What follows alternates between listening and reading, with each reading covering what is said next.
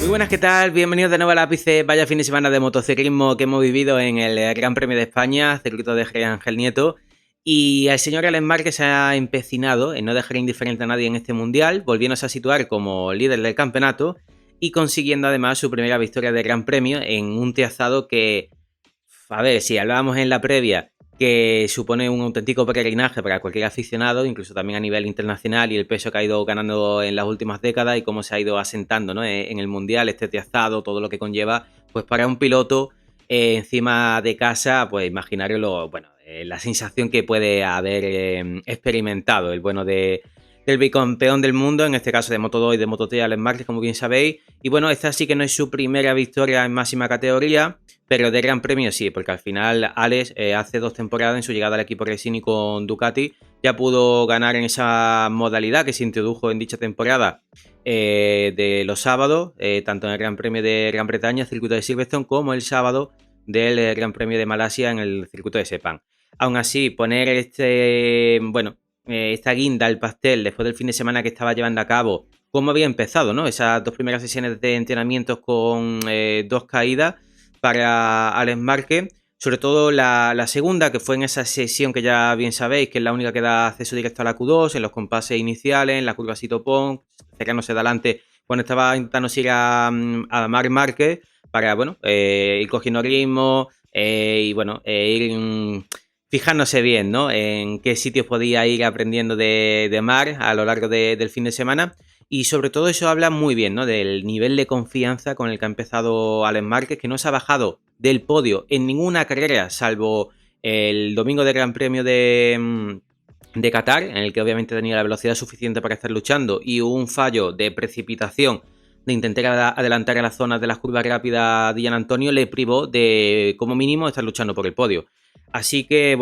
yo creo que de Alex vamos ahora a analizar esa remontada que estuvo haciendo después de esa primera vuelta caótica, que antes de esa lucha tan titánica que vivimos entre Pecco Bagnaia y Marc Márquez por la segunda posición, vimos a un Alex Márquez que estuvo a puntito, como le pasó también hace 2 temporadas, final de recta en el circuito de Mugello, llegando a San Donato, como casi se lleva puesto, hace un strike con el propio Márquez y Pecco Bagnaia. Se le abrió ese espacio milagroso para poder pasar entre los dos, irse largo. Es una pena que no haya podido traer la recopilación de fotogramas de esta situación, pero no era capaz de encontrarla y que no tuviese ningún problema de copyright, entonces no lo he podido poner aquí. Pero bueno,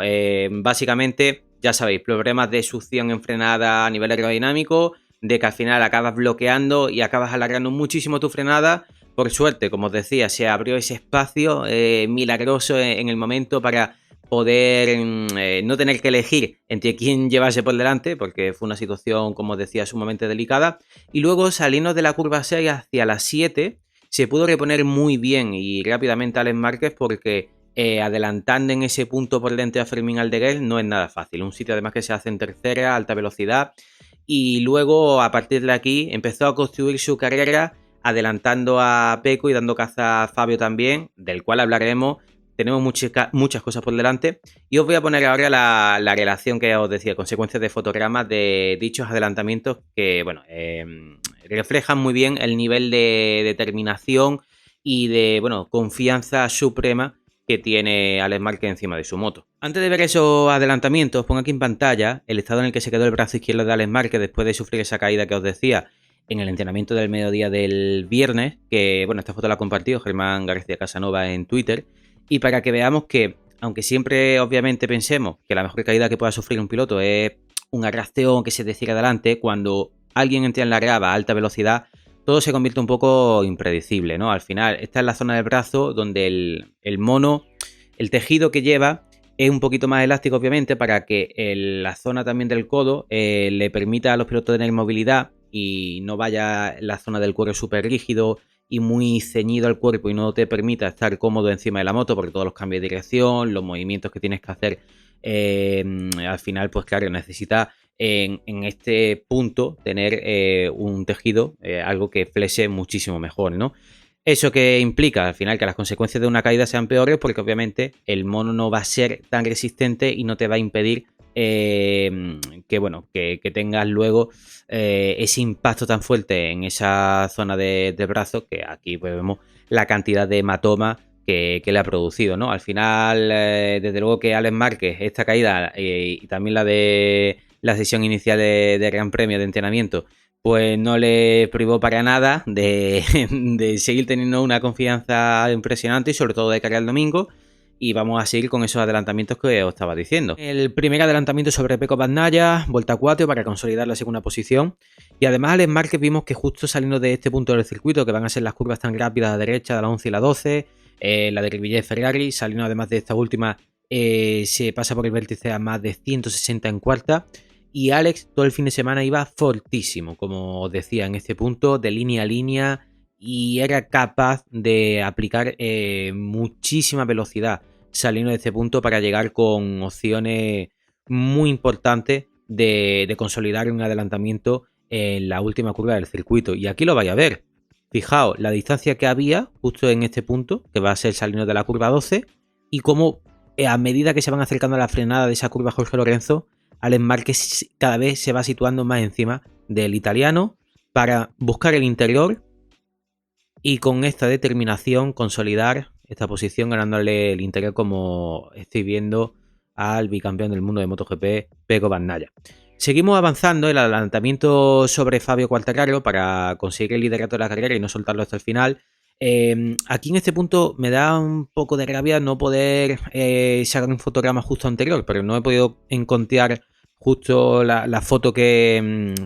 os pueda publicar aquí con un mínimo de calidad posible. Y es que quería que apreciarais también, aquellos que a lo mejor bueno, no habéis podido ver la carrera con el máximo detalle, no habéis tenido mucho tiempo para ello, que Alex en este punto se tira en la curva 1 desde muy lejos. Y la verdad que sorprende a Fabio. El propio francés comentaba después de la carrera que escuchó a Alex Márquez claramente venir cómo se lanzaba para atacar el interior de esta frenada de la curva 1. Pero fijaos también cómo la deja correr, le obliga a Fabio Quartararo justo ya cuando va a lanzar la moto desde fuera para atacar el vértice a levantar un poco. No se produce ningún contacto, pero sinceramente vemos de nuevo cómo Alex Márquez estaba completamente convencido de que este tenía que ser el momento de la carrera en el que ya coger el liderato y quitarse de esos problemas, ¿no? De estar sufriendo el aire calentado, la subida de presión del neumático delantero y esa falta de sensaciones que vimos cuando Fabio Quartararo fue adelantado inmediatamente por Alex Márquez. Le hizo rápidamente a Alex una ventaja de alrededor de medio segundo, pero cuando ya pasaron 2 vueltas y Fabio tenía un poco más de distancia con Alex y tenía un poquito más de pista libre, era cuando Fabio pudo volver a meterse en esos 37 altos, que era el ritmo y la velocidad que tenía Fabio durante todo el fin de semana. Al final, cuando él podía hacer sus líneas y no tenía todo ese aire recalentado, todo iba muchísimo mejor. Aquí vemos el ritmo del ganador el domingo, en las primeras vueltas 1.37 bajos, sobre todo cuarto giro, la vuelta rápida de carrera, rebajando el récord del año pasado de Pecco Bagnaia en 1/10. Cierto es que esta vuelta rápida se produce justo en el momento contrario a la de la carrera del año pasado, cuando Pecco Bagnaia en esa última vuelta, cuando estaba inmerso en esa lucha con Marc Márquez para intentar distanciarse del 8 veces campeón del mundo, marca 1.37.4, pero claro, con unas condiciones de pista completamente diferentes. Este año teníamos en el circuito mucho más calor, temperatura ambiente más cerca a los 30 grados que a los 20 del año pasado, y también este fin de semana, tanto el sprint como el domingo, tuvimos temperaturas en pista superiores a los 40 grados, ¿no? En este caso vemos cómo a medida que van avanzando las vueltas, Alex Márquez sigue siendo súper consistente en esos 37 altos, 38 bajos, y no hay alguna alteración en su vuelta a vuelta hasta los últimos 2 giros, ¿no? En la vuelta 24, que ya se mete en 1.38 alto, y ya en la última vuelta, cuando está celebrando, pasando por Nieto de Peluqui, levantando el brazo izquierdo para saludar a la afición, ¿no? A la zona de Perú, pues se mete ya en 1.39. Dicho lo cual, para finalizar con Alex Márquez, deciros, obviamente, el inicio de temporada que está llevando a cabo no se lo podía esperar nadie. Yo sí que os dije incluso en la previa del inicio del campeonato que confiaba en que Alex Márquez pudiera este año hacer su mejor temporada, estar continuamente en esa lucha del top 5, top 7, pudiendo hacer algún podio, pero no con este nivel de velocidad con el que ha empezado, ¿no? Claro, la situación que se está produciendo en el campeonato es similar a la de Jorge Martín el año pasado con Pramac, porque hay un piloto que no es ninguno de los pilotos oficiales, que está liderando, que está haciendo la mosca cojonera cada fin de semana, pero claro, al hilo de esto también comentario, yo no creo que Alex vaya a poder hacer como Jorge Martín, que vaya a tener esa consistencia suficiente para estar luchando por el Mundial hasta final de temporada. No sería mi apuesta, la verdad, lo dejo aquí. Ojalá esto envejezca mal, porque me gustaría que haya un piloto más allá de Marc Márquez, incluso de Pecco, si acaba limando esa falta de confianza, esa pequeña diferencia que le falta con el tren delantero para poder ya estar de lleno y poder marcar la diferencia. Pero la verdad que si somos sinceros y somos coherentes, yo creo que con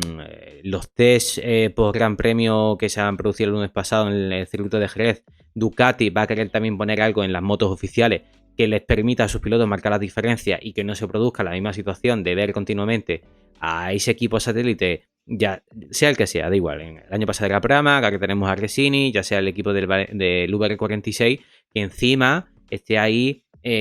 haciendo tambalear lo que son las posiciones más cabeceras, primero y segundo para Ducati en el Mundial, porque al final quien va liderando actualmente, y lo sabe Ducati y Lenovo magníficamente, es una moto Resini, y eso obviamente yo creo que Ducati ya sabe muy bien que el año pasado, pues mira, consiguió tener esa imagen, de decir que son capaces de dar una moto igual de competitiva a los demás equipos privados, que le dan un material de calidad, que, oye, que priman, ¿no? Por que haya una buena salud en la competición con sus motos, pero no les apetece ni a sus patrocinadores principales, por algo están en ese equipo, de que vuelva a producirse la misma situación del año pasado, ¿no?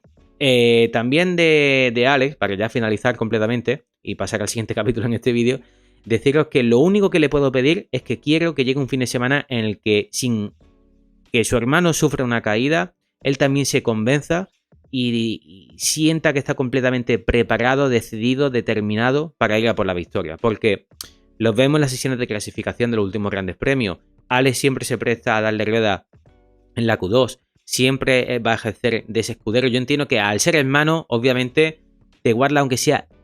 ese poquito de menos de agresividad, ¿no? Que vayas a tener con los demás pilotos en pista. Pero también creo que tenga esa determinación, esa decisión de decir, no asumo el papel de tener que hacerle escudero cada fin de semana con mi hermano, sino que aparte he tomado la decisión de que voy a ir a por ti y que te voy a ganar. Eso es lo que me gustaría ver a Alex en los próximos grandes premios y decir, no hemos quitado ya como esa sensación de que nadie se esperaba al nivel al que estaba al principio de temporada, y ahora voy al ataque, vamos a por más victorias, y te quita ese peso de encima, porque muchas veces con la confianza que gana alguien, con esa primera victoria, esa losa que te quitas de encima y que ya todo sale mucho más fácil, de repente te sientes súper liberado. Que por cierto, el nivel de festividad que está teniendo Alex Márquez en este campeonato, os lo voy a poner por aquí, en la tabla que en los últimos vídeos también os he ido poniendo en pantalla. Actualmente suma el 75,6% del total de puntos que se han repartido en lo que llevamos en estos 5 grandes premios, que significa que está sumando 11 puntos más que Jorge Martín el año pasado a estas alturas de temporada, cuando Martín acumulaba el 69,7% del total de puntos. Y avanzamos a uno de los nombres propios del fin de semana también, Fabio Quartararo con la Yamaha, que vuelven al podio después de 2 temporadas, concretamente el Gran Premio de Indonesia, y también fueron capaces de volver a la pole, concretamente también se produjo en este mismo Gran Premio, pero una temporada anterior a la que se produjo la última pole de Yamaha, en la temporada 2022, en la que salían desde esa primera posición de salida, al igual que este fin de semana en el circuito de Jerez. La verdad que es muy positivo ver cómo el piloto francés recupera de nuevo uno de esos puntos fuertes que siempre ha tenido desde su llegada a MotoGP. Acordaos cuando hace su debut en 2019 con la Yamaha en el equipo Petronas, la cantidad de poles que acumulaba, ese nivel de explosividad que tenía a una sola vuelta, al igual como Jorge Martín, uno de los puntos fuertes que mantienen estos dos pilotos y que, claro, han ido pasando los años, Yamaha ha ido perdiendo ese nivel de velocidad a una sola vuelta y eso nos ha impedido ver esa capacidad, ese talento que tiene Fabio Quartararo, ¿no? En la vuelta de pole es una auténtica pasada, si podéis verlo como hace la zona rápida, esa de Cribillet, Ferrari, ese nivel de confianza que tiene con el tren delantero, Yamaha vuelve a recuperar esas sensaciones y están haciendo un inicio de temporada de menos a más, ¿no? Ahora que nos adentramos en esa fase europea del campeonato, vamos a ver Yamaha cómo es capaz de seguir manteniendo el nivel y evolucionando. También en los test por Gran Premio de España, en el circuito de Jerez, obviamente, del lunes, han probado un nuevo motor que les permite tener un poquito más de potencia. Y la verdad que tanto Fabio como Alex estaban muy contentos, también Jack Miller, que lo pudo probar. Así que veremos si todos estos pasitos de más que vayan dando Yamaha les permita sentarse en esa lucha por las posiciones cabeceras y ver de nuevo todo ese talento que acumula Fabio Quartararo, ¿no? Que además, inciso que hago, Yamaha sigue compitiendo con su motor 4 en línea. El motor V4, cierto es que fue probado por primera vez hace 2 semanas en unos test privados en el circuito Ricardo Tormo por Augusto Fernández. Dentro de la fábrica ha causado buenas impresiones, pero todavía sigue haciendo falta, pues eso, el tiempo suficiente para que te bajen él, lo evolucionen. No pasas de un día para otro a montar una configuración completamente distinta de motor en una moto que tenga las mismas dimensiones, el mismo espacio, con el chasis, el basculante, lo que afecta a las inercias,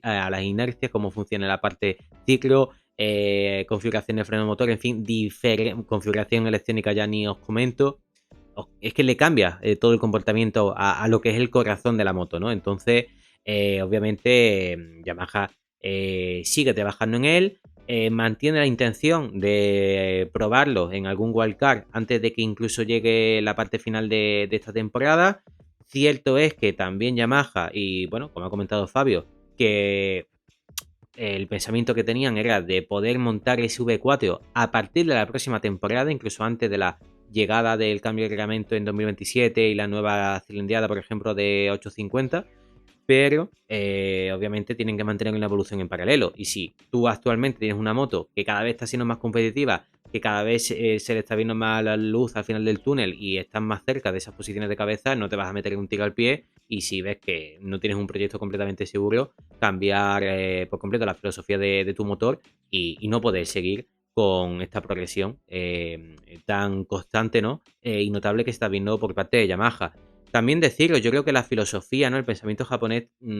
claramente se ve cómo está evolucionando dentro del mundo de la competición, porque al final, si veis ese nuevo motor que han testado, ¿no? Que han probado los pilotos oficiales, Jan Miller también, la labor que está haciendo el equipo de Pramac con esa conexión directa con el equipo de fábrica, por ejemplo, pues ya se está hablando de que para el siguiente Gran Premio de Le Mans, ese motor que tenía mayor potencia ya lo puedan llevar.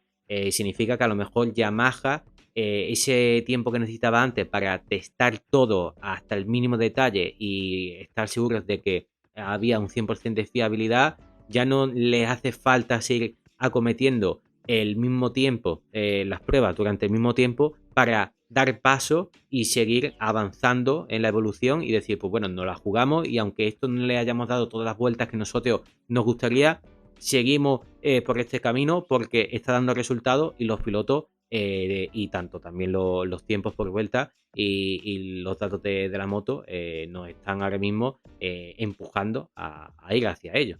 Y para terminar con Fabio, quería poner justo el momento de la caída que sufrió en la sprint del sábado, porque, bueno, la verdad que es bastante llamativo la turbulencia aerodinámica que sufre al lado de la moto de Marc, cómo completamente le desplaza, y luego como Fabio, al final, por esa cabezonería de intentar aguantar por fuera en la frenada, pues lleno por la trazada sucia, alta temperatura, acaba enteando a mayor velocidad justo en ese punto. Y bueno, el flanco del neumático dice Basti acaba bloqueando el tren delantero y yéndose al suelo, ¿no? Y vamos con el hombre menos contento del podio del domingo, Pecco Bagnaia, que a pesar de haber podido aprovechar la oportunidad de la caída de Marc para acercarse a 20 puntos del liderato en el Mundial, se quedó con esa sensación de no haber aprovechado del todo la situación, de no haber podido sumar finalmente su segunda victoria del Gran Premio en esta temporada. Y es que ese último pasito que le falta a Pecco de entendimiento con el tren delantero de Ducati esta temporada es lo que le está impidiendo marcar esas diferencias al italiano, ¿no? Aquí voy a poner el siguiente ejemplo, que va a ser muy evidente. Ahora cuando veamos la distancia final de Maverick Viñales en carrera en esa cuarta posición con la KTM, que está siendo espectacular también la evolución que está teniendo Viñales con la moto de los de Martin Honfen, la distancia final respecto al ganador fue de menos de 4 segundos, ¿vale? Esa distancia, si la dividimos entre las 25 vueltas que tuvo la carrera el domingo, se queda en menos de décima y media por vuelta. Y esa décima y media por vuelta, si la dividimos entre las 12 más un curvas que tiene el circuito, se queda a 11 milésimas por curva. Fijaos dónde está el límite de poder tener un poquito más o no de confianza y cómo se van a poder marcar o no las diferencias. Es que es una auténtica pasada. Y está claro que con la llegada de la Ducati GP25 este año, que ya no sabemos si es GP24.5.8.9, lo que está claro es que no ha habido una revolución, sino una evolución. Obviamente respecto al año pasado, que había mucho más salto, ¿no? De competitividad entre la moto del año anterior y la oficial de la temporada en cuestión. Y desde que Pecco se subió a esa moto evolucionada después de justo del final de temporada del año pasado en el circuito de Montmeló, ya él decía que la moto tenía mucho potencial, pero tenía problemas de entrada en curva, de freno motor, que la moto no le transmitía las mismas sensaciones y no podía ser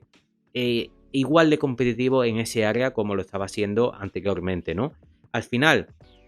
han pasado los test de pretemporada, a Pecco se le ha ido acumulando el trabajo y en este inicio de campeonato ha tenido que ir trabajando en esa puesta a punto base, en ir encontrando sus mejores sensaciones, pero le falta el poder dar ese último pasito. En los test que hemos tenido después de este último Gran Premio, ha dicho que ha probado 2 nuevos componentes en la moto de mar, cosa que no quiso hacer antes del inicio de campeonato porque ya estaba demasiado perdido y no quería que se le acumulara el trabajo, y que esto puede ser que le permita tener un mejor nivel de entendimiento con este Ducati de oficial de esta GP25 y que lo probarán de nuevo en el Gran Premio de Francia, ¿no? ¿Esto qué quiere decir? Que al final, obviamente, si las diferencias son tan mínimas, esto no va de que Pecco no tenga ese nivel de confianza mental o de valentía de querer lucharle a Marc, porque ya lo vimos en la primera vuelta del domingo, como, vamos, tuvo esa determinación de pelearle la segunda posición y de mantenerse ahí luchándola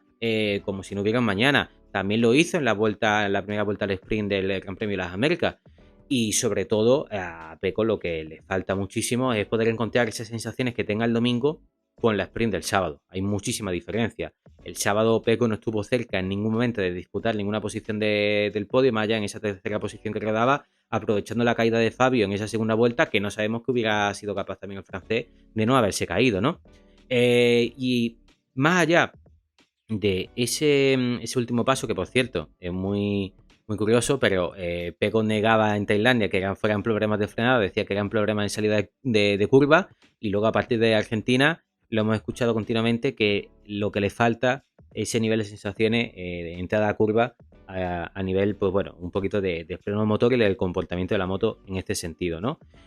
Aún así, lo que os quería decir, Pecco Bagnaia está llevando a cabo su mejor inicio de temporada desde que debutó en 2019. Actualmente suma 120 puntos, lo que significa que tiene un nivel de efectividad del 64,86% del total de puntos posibles.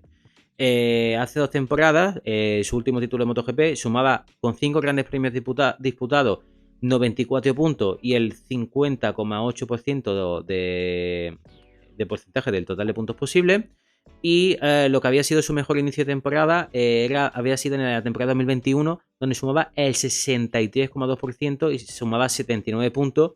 en aquella temporada donde todavía no existía la modalidad de la sprint y solo se repartían cada fin de semana Gran Premio 25 puntos y no 37 como actualmente. Por lo tanto, esta temporada tiene el mayor nivel de efectividad, aún solo sumando una victoria de domingo, y por eso Pecco se le está poniendo un poco carga de la estrategia de Jorge Martín el año pasado, de ser muy consistente en el podio, de no cometer esos fallos. Y fijaos la cantidad de caídas que acumuló el año pasado Pecco, que es cambiarle completamente la concepción que tiene de las carreras a Bagnaia. El italiano también lo reconocía, que le está costando ser un poquito más precavido y no querer jugársela a tener una caída, pero obviamente esto le está permitiendo llevar su inicio de temporada más efectivo hasta la fecha en MotoGP y poder estar en el campeonato a tan solo 20 puntos del liderato, más allá de que le falte ese último pasito para poder marcar la diferencia de verdad a nivel de velocidad. Y voy a enlazar con Marc Márquez porque Pecco Bagnaia fue quien propició su caída el domingo. Y algunos vaya a estar diciendo, pero bueno, ¿y qué está diciendo este? Pues fijaos, la caída que tuvo en la segunda vuelta Marc Márquez, en la curva 8, precisamente una de las 3 curvas que más rápido hacía durante todo el fin de semana. Yo os decía además en la previa, fijaos en la curva 7 y 8, cómo cierra más la línea, cómo la hacía mayor velocidad, esas curvas que son largas a izquierda donde Marc tiene ese nivel de dominio. También en la curva 4 ese fin de semana estamos viendo que se comía a los demás y era capaz de marcar las diferencias. pero es que Marc en ese punto fue preso del mismo, porque por mucho que ahora empecemos a hablar de las dificultades del tren delantero de la Ducati, cuando están siguiendo a un piloto, de las complicaciones aerodinámicas, en ese punto no se produce esa absorción o esa complicación con el tren delantero en estos términos, que como se produce en una frenada con la moto completamente recta y cuando estás en esa desaceleración máxima y te metes en ese agujero que hace que no tengas la resistencia al aire suficiente y no puedas frenar la moto y te acabe yendo largo. Aquí se produce en inclinación, había una distancia mayor y esto yo entiendo que podemos decir, vale, Ducati tiene un problema con el tren delantero cuando el neumático posterior en las primeras vueltas tiene un grip adicional, empuja muchísimo y acaba forzando y bloqueando el tren delantero con inclinación. Perfecto. Pero en este punto no es ese el problema. Al final vemos a un Marc que va atacado porque justo en la vuelta anterior Pecco Bagnaia le acaba consolidando la segunda posición, eso no entraba en sus planes y acaba en ese punto enteando visualmente, y ahora os voy a poner la consecuencia de fotogramas, la relación de las mismas, acaba enteando a más velocidad, con esa inclinación, a más velocidad, flanco del neumático izquierdo dice basta y acabas bloqueando y cierras el tren delantero. No es como otras caídas más difíciles de entender, o ese problema que tenía, por ejemplo, Jorge Martín el año pasado cuando se caía liderando, acordad de esa caída de Sasselin a 2 vueltas para el final, que aparentemente se ve que no está haciendo nada fuera de lo normal, que se puede apreciar incluso más ese problema de la Ducati cuando el tren trasero de tanta estabilidad, tanto apoyo que tiene en el asfalto y ese grip que genera acaba empujando mucho al delantero y acaba acelerando y bloqueando el propio tren delantero, valga la redundancia que me estoy repitiendo, pero es que esta caída se ve que es por un exceso de velocidad cuando está entrando en curva y el momento de tocar frenos, como vas a mayor velocidad de la que puede soportar en ese momento la inclinación del neumático en ese punto, acaba cerrando el tren delantero. Por eso digo que Marc en ese punto fue preso del mismo, acabó cometiendo un fallo por precipitación y por querer intentar acortar la mayor cantidad de metros posible en una curva donde él era sumamente competitivo y lo sabía y quería volver a intentar el adelantamiento en el mismo punto donde Pecco, en la vuelta anterior, se lo había hecho. Es decir, llegando a la curva 9, curva Nieto, zona Nieto-Pelús y zona Pelús, al igual ese punto que fue el año pasado donde él le hizo el adelantamiento, que tuvimos esa acción en la primera vuelta justo al revés de cómo se estaba produciendo también en la temporada pasada. Antes de analizar la caída de Marc, vamos a volver a recordar de nuevo esa vuelta tan vibrante de inicio de carrera, esa lucha que tuvimos con los pilotos oficiales de Ducati, y aquí estamos justo en el momento en el que los pilotos llegan a la curva 8, curva Spar, la cual se hace en tercera, se empieza a frenar unos 220 para posicionar la moto, ir de línea a línea y sobre todo rápidamente poder apuntalar el gas, y ya vemos esas cruzadas como los pilotos a unos más de 120 km por hora pasan por el vértice, llevando la moto completamente de lado y deslizando el tren trasero, ¿no? En este sentido vemos un punto súper complicado de adelantar, Marc se tira igualmente con todo, buscando el interior, acaba consolidando este adelantamiento sobre Pecco Bagnaia, impresionante. He movido un poco el micrófono por si veis que me escucháis un poco peor, pero ya lo he vuelto a poner bien. Aquí acaba consiguiendo esta posición, como os digo, y ahora justo llega un punto en el que Marc no se lo podía esperar, yo creo que para nada, porque sabe que saliendo de esta curva 8 él tenía más velocidad que nadie y que Pecco Bagnaia en este punto sufría el año pasado, pero Pecco sale con muy buena velocidad y se tira con todo buscando el interior de la curva 9. Aquí le gana el interior, fijaos, pero acaba abriendo la línea y Marc, viendo que se va a ir largo, va a buscar el interior. Es la acción al revés del año pasado entre estos dos pilotos, como veíamos en la previa. Fijaos, impresionante cómo Marc se la devuelve, cómo Pecco se lo está oliendo, le está escuchando el motor, él le está levantando para dejarle el hueco suficiente para que no se produzca el contacto con ambos pilotos. Fijaos cómo Marc va jugando con el peso de su cuerpo para no cargar tanto el tren delantero con inclinación, acaba poniendo más el peso encima de la moto y menos que sea abajo para no forzar tanto, como digo, el flanco del neumático con inclinación y que pueda acelerar el tren delantero y sufrir una caída. Acomete el adelantamiento. ¡Qué bonito! ¡Qué bonito cómo estaba esto! De verdad, vibrante, ¿eh? Y como que tenía que recoger pelús. Y aquí, justo en este punto, Marc, por haber buscado el interior en la curva 10, acaba abriendo un poco la línea y Pecco puede aquí salir con mayor nivel de aceleración y buscar el interior. En este punto vais a ver cómo Marc, saliendo a esta pequeña conterrecta antes de llegar a las curvas tan rápidas de Triple J Ferrari, tiene un wheelie, justo Pecco lleno por el interior, cruza la línea, acaban contactando, pierna fuera de la estibera, como le pasaría a Marc el año pasado justo en este punto. Pecco no cede para nada, fijaos, Pecco justo en el punto de la trazada tan interior que va respecto a los demás. Si quiere, obviamente, acometer estas dos curvas 11 y 12,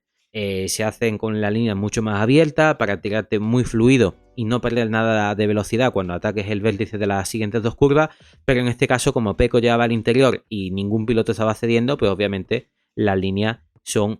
mucho más erráticas que lo que son de lo normal, ¿no? Y aquí acaba consolidando la posición, y esto también favorece que justo Alex Márquez, que había tenido ese casi intento de steering en la curva 6, no voluntariamente, obviamente, pues ya estaba encima con esta lucha que estaba manteniendo Pecco Bagnaia y Marc Márquez en la primera vuelta. Y llegamos al momento de la caída, siguiente vuelta, y fijaos la distancia en la que está la llegada de la curva 8 Marc Márquez, ¿vale? Ahora vamos a avanzar también hasta la posición de la cámara en board, pero aquí desde el helicóptero también se aprecia bien. Como Marc empieza a cortar la distancia, empieza a echarse encima, y va a ser justo en este momento cuando empiece ya a perder el grip del neumático delantero, bloquea y acaba yéndose al suelo. Pero fijaos en la posición de Marc, porque es súper interesante cómo no acaba soltando la moto en ningún momento. Eso lo que impide es que la moto empiece a dar vueltas en la grava a alta velocidad y que solo sufra esa reacción en el lado izquierdo, y él luego pueda reincorporarse a la carrera y coger 4 puntos valiosos, terminando en esa 12ª plaza, y de luego rodando también con la moto en un mal estado, con la parte del lado izquierdo de la moto también tocada a nivel aerodinámico, rodando en esos tiempos tan veloces y el ritmo ganador, que por lo menos obviamente ya sabíamos que con la velocidad que tenía Marc, pues iba a estar luchando por la victoria sí o sí el domingo, ¿no? Aquí tenemos la cámara on board. Fijaos, aquí está lejos de Pecco, se lanza con todo, y aquí ya está muchísimo más cerca. Se aprecia muchísimo, pero aquí no está lo suficientemente cerca para que esos problemas de absorción aerodinámica que al final acaban bloqueando el tren delantero, que hace que no pueda frenar con las mismas referencias que tenga de las anteriores vueltas, para que le cause un problema a Marc. Es a lo que yo me refiero, que se ve más que es un fallo de llegar por un poquito más de inclinación a más velocidad al mismo punto, cosa que no puede aguantar el neumático, y acabas perdiendo el tren delantero en ese punto. ¿Que puede ser más delicado en este punto porque está siguiendo un piloto? Sí, pero no es como las situaciones que os digo en frenada, de que acabas siendo absorbido por el piloto que te precede en este caso, y acabas cometiendo un fallo por este motivo. Fijaos cómo se va acercando, y aquí es cuando ya empieza a perder justo la parte delantera y acaba deslizando y teniendo esa caída como estaba diciendo. Y aquí veis el estado en el que se quedó la moto de Marc una vez que sufrió la caída, con el lado izquierdo del carenado, la panza del carenado, el apéndice delantero completamente sollado, roto. Y a mí lo que esto me genera es la siguiente inquietud, que al igual como vimos en el Gran Premio de las Américas, circuito de Austin, que creo que se me olvidó comentarlo, cosa que lo había pensado obviamente, es qué hace falta para que a un piloto le saquen bandera negra por el estado en el que esté su moto, porque al final, obviamente, más allá de que te salte en el display, en el dashboard de la moto, al testigo de algún sensor, alguna información, que la moto deje de funcionar, nadie puede saber a ciencia cierta en qué estado de verdad de seguridad se encuentra la moto, si no puede verter algún líquido, si va a poner en peligro al mismo piloto que lleva dicha moto en cuestión, o a los pilotos que le están acompañando en pista, y por lo tanto genera una situación de alta inseguridad, ¿no? Y bueno, no quería finalizar el vídeo sin antes poder hacer especial mención de la actuación de Maverick Viñales, sobre todo desde el Gran Premio de Qatar, cuando a principio de temporada estaba luchando por las últimas posiciones con Songkran Chantea. Está siendo la referencia en estos últimos 2 fines de semana con KTM, el piloto que más velocidad está teniendo, que mejor está clasificando, además superando uno de esos puntos débiles tan habituales de Viñales, esa falta de competitividad en las primeras vueltas, esa pérdida de posición en el momento de la salida y los primeros giros. Y bueno, la verdad que está siendo impresionante. La 4ª posición que tuvo el domingo, lo cerquita que se quedó del podio. Como decía antes con Pecco Bagnaia, Viñales finalizó a menos de 4 segundos del ganador en este caso. Pero es que además, si cogemos el tiempo que perdió en las 2 primeras vueltas, en la lucha que tuvo con Dillan Antonio para